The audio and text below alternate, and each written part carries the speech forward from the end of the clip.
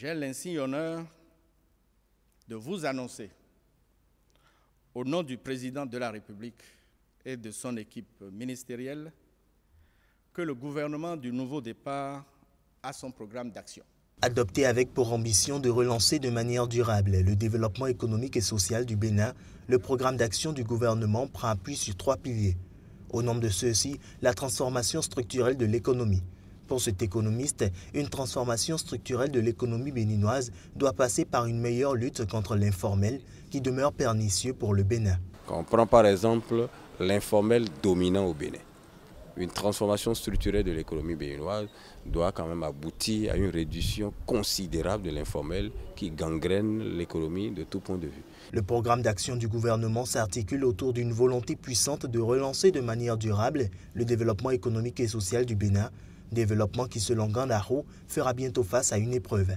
Je pense que ce qui va faire défaut à ce gouvernement, à un moment donné, c'est de choisir entre la popularité, entre l'acceptation par la population de ce que le gouvernement fait et la nécessité pour le pays de faire des changements. L'économiste en veut pour preuve la vente de l'essence relatée communément appelée Kpayo à côté d'une station-service, chose qui est admise par l'État. Si on veut changer l'économie béninoise, ça va faire mal aux populations, mais le gouvernement doit avoir de l'audace et surtout de bonnes stratégies, a-t-il souligné.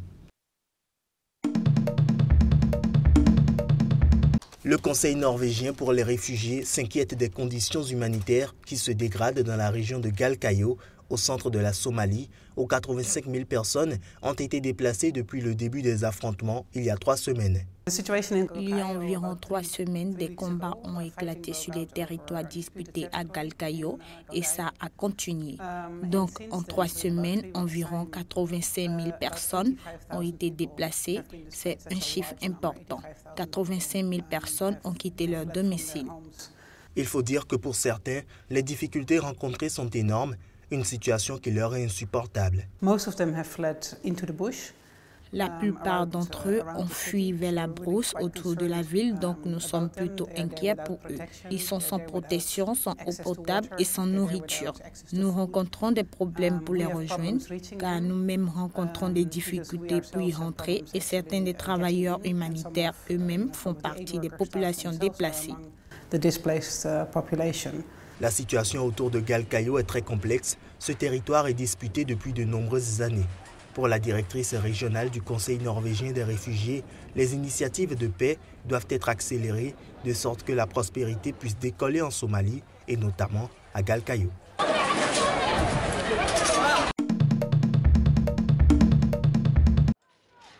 Ici, les courses hippiques font office de religion. Situé à la périphérie de la capitale Port-Louis, au pied des montagnes, le Champ de Mars est l'hippodrome national de l'île Maurice. Il a été créé en 1812 après la capitulation des Français et l'arrivée des Britanniques. L'île Maurice a été cédée aux Anglais en 1810 et nous pensons que pendant les premières années, pas mal d'efforts avaient été faits pour rassembler Anglais et Français sur un terrain d'entente pour que l'ambiance, je pense, dans le pays soit meilleure. L'engouement des Mauriciens est immédiat et 2 siècles plus tard, la passion toujours intacte. Chaque samedi, plusieurs milliers de passionnés consacrent leur après-midi à parier. C'est un bâtinage. Gagner, c'est bon. Perdre ici, c'est bon. Ça, c'est en direct, en live. J'aime bien regarder les cheval courir. C'est amusant. Aujourd'hui, l'hippodrome compte 12 écuries et plus de 350 chevaux. 4 grandes courses sont organisées par an. Les spectateurs regardent les courses soit depuis les loges, soit pour les plus modestes au pied du champ de course où l'accès est gratuit. C'est un des rares endroits où on peut avoir regroupé dans un seul jour tous les représentants de la société mauricienne. C'est vraiment un endroit magnifique et vraiment unique. Depuis peu, ces courses sont retransmises en direct en Grande-Bretagne et en raison d'un décalage horaire favorable, les turfistes britanniques débutent souvent leur après-midi de Paris par le Champ de Mars. Une présence à l'international qui promet encore de longues années de prospérité pour l'hippodrome de Port-Louis.